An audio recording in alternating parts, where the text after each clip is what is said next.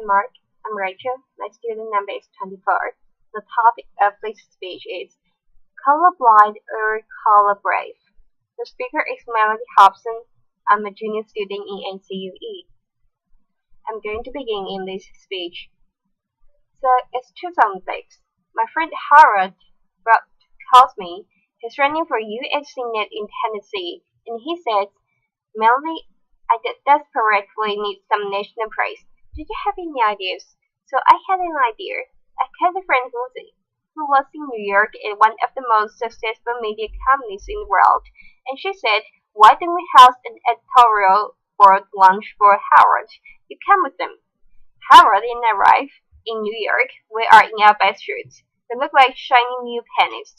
And we get to the receptionist, and we say we're here for lunch. She motions for us to follow her. We walk through a series of corridors, and all of a sudden we find ourselves in a dark room, at which point she looks at us and she says, where are your uniforms? Just as this happens, my friends rush in. The blood runs from her face. There are literally no words, right? And I look at her and I say, now, don't you think we need more than one black person in the U.S. Senate? Now, Harold and I pass. We still laugh about the story. And in many ways, the moment caught me off guard, but deep down inside. And I actually wasn't surprised. And I wasn't surprised because of something my mother taught me about 30 years before. You see, my mother was ruthlessly realistic. I remember one day coming home from a birthday party where I was the only black kid invited, and instead of asking me the normal monthly question like, did you have fun? Or how was the cake? My mother looked at me and she said, how did I treat you? I was 7. I did not understand. I mean, why would anyone treat me differently? But she knew. And she looked me right in the eye and she said, they will not always treat you well. Now, race is one of those topics in America that makes people extraordinarily uncomfortable. You bring it up at a dinner party or in a workplace environment, it is literally the conversational equivalent of touching the third rail. There is shock followed by a long silence. And even coming here today, I told some friends in colleges that I plan to talk about race, and they warned me. They told me, don't do it. That there'd be huge risk in me talking about the topic. That people might think I'm a militant black woman, and I would ruin my career. And I have to tell you, I actually for a moment was a bit afraid. Then I realized the first step to solving any problem is to not hide from it, and the first step to any form of action is awareness.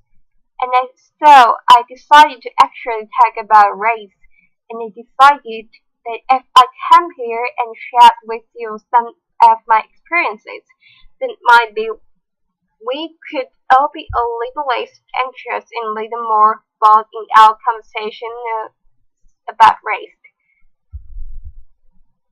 Now I know there are people out there who will say that the election of Barack Obama meant that it was the end of racial discrimination for all eternity, right? But I work in the investment business, and we have a saying, the numbers do not lie. And here they are significant. Quantifiable racial disparities that cannot be ignored in household wealth, household income, job opportunities, healthcare. One example from corporate America, even though white men make up just 30% of the U.S. population, they have 30% of all corporate board seats.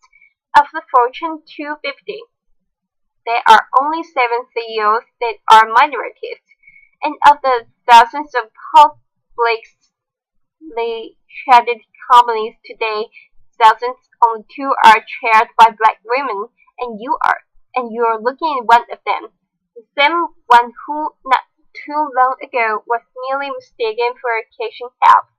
So that is a fact. Now I have this sense experiment that I play with myself. When I say, imagine if I walked you into a room and it was of a major corporation, like ExxonMobil, and every single person around the boardroom were black. You would think that were weird. But if I walked you into a Fortune 500 company and everyone around the table is a white male, when will it be that we think that's weird too? And then I know how we got here. Applause. And how we got here, there was institutionalized, at one time legalized, discrimination in our country. There's no question about it, but still, as I grapple with this issue, my mother's question hangs in the air for me. How did they treat you? Now I do not raise this issue to complain or in any way to elicit any kind of sympathy. I have succeeded in my life beyond my wildest expectations, and I have been treated well by people of all races more often than I have not.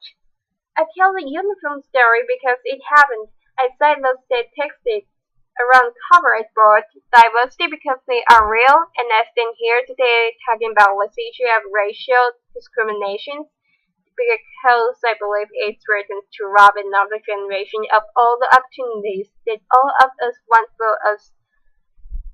for all of our children, no matter what their color or where they come from.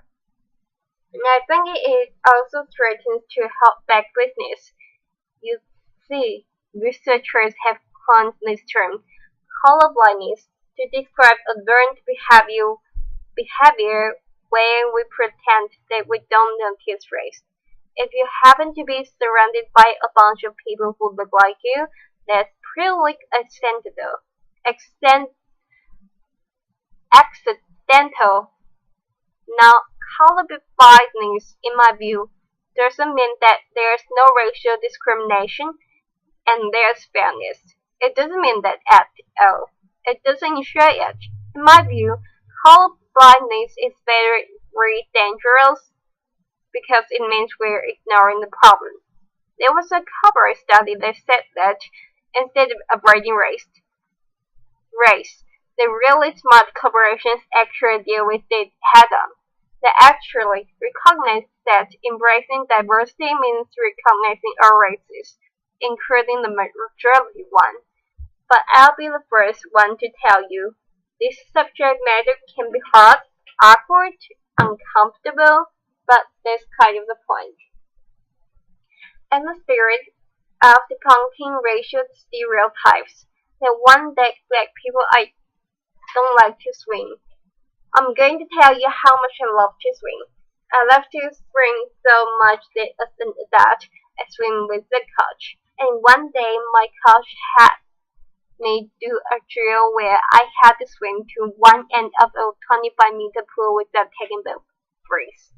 And every single time I failed, I had to start over, and I failed a lot. But in the end, I got it, but when I got out of the pool, I was exasperated and tired and annoyed. Instead, I said, why are we doing breath holding exercises? And my coach looked at me and he said, Mellody, that was not a breath holding exercise. The drill was to make you comfortable being uncomfortable, because that's how most of us spend our days. If we can learn to deal with our discomfort and just relax into it, we'll have a better life. So I think it's time for us to be comfortable with the uncomfortable conversations about race, black, white, Asian, Hispanic, male, female, us. If we truly believe in equal rights and equal opportunity in America, I think we have to have real conversations about this issue. We cannot afford to be colorblind. We have to be color brave. We have to be willing, as teachers and parents and entrepreneurs and scientists, we have to be willing to have proactive conversations about race with honesty and understanding and courage. Not because it's the right thing to do, but because it's the smart thing to do. Because our businesses in our products, in our science, our research, all of them will be better with greater diversity. Now, my favorite example of collaborator is a guy named John Skipper. He runs ESPN. He's a North Carolina native contestant, contestant show Southern Gentlemen What. He joined ESPN, which already had a culture of inclusion and diversity, but he took it up a notch. He demanded that every open position have a diverse slate of candidates. Now he says that senior people in the beginning Bristol, and they would come to him and say, "Do you want me to hire a minority, or do you want me to hire the best person for the job?" And Skipper says his answers were always the same: yes. And by saying yes to diversity, I honestly believe that ESPN is the most valuable cable franchise in the world. And I think that's a part of the secret sauce. Now I can tell you, in my own industry, at Aerial Investments, we actually view our diversity as a competitive advantage, and that advantage can extend way beyond business. There's a guy named Scott Page at the University of Michigan. He is the first person to develop a mathematical calculation for diversity. He says, if you're trying to solve a really hard problem, really hard, then you should have a diverse group of people, including those with diverse intellects. The example that he gives is the smallpox epidemic when it was ravaging Europe. They brought together all these scientists and they were stumped. And the beginnings of the cure to the disease came from the most unlikely source. A dairy farmer who noticed that the milkmaids were not getting smallpox. And the smallpox vaccination is solving best because of that dairy farmer. Now I'm sure you're sitting here and you're saying, I don't run a cable company, and I don't run an investment firm. I'm not a dairy farmer. What can I do? And I'm telling you, you can be collaborative. If you're part of a hiring process or an admissions process, you can be collaborative. If you are trying to solve a really hard problem, you can speak up and be collaborative. Now I know people will say, but that doesn't add up to a lot. But I'm actually asking you to do something really simple. Observe your environment at work, in school, at home. I'm asking you to look at the people around you purposefully and intentionally. Invite people into your life who don't look like you, don't think like you, don't act like you, don't come from where you come from. And you might find that they will challenge your assumptions and make you grow as a person. You might get powerful new insights from these individuals. Or like my husband, who happens to be white. You might learn that black people, men, women, children, we use body lotions every single day. Now I also think that this is very important so that the next generation really understands that this progress will help them because they're expecting us to be great role models. Now I told you, my mother, she was ruthlessly realistic. She was an unbelievable role model. She was the kind of person who got to be the way she was because she was a single mom with 6 kids in Chicago. She was in the real estate business, where she worked extraordinarily hard but oftentimes had a hard time making ends meet. And that meant sometimes we got our phone disconnected, or our lights turned off, or we got evicted. When we got evicted, sometimes we lived in these small apartments that she owned, sometimes in only 1 or 2 rooms because they weren't completed. And we would hit our best water or hot plates, but she never gave up hope, ever, and she never allowed us to give up hope either. This was the pragmatism that she had. I was born and she taught me. Mommy Sandra laughter. She was this for the pragmatism. She taught me so many lessons, but the most important lesson was that every single day she taught me, Mellody, you can be anything.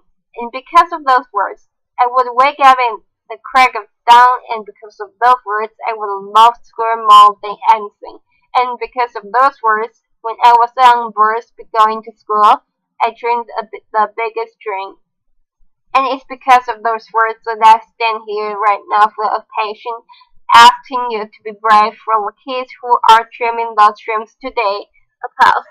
You see, I want them to look at a CEO on television and say, I can like her or he looks like me. And I want them to know that anything is possible, that they can achieve the highest level that they ever imagine, that they will be welcome in any corporate boardroom, or they can lead any company.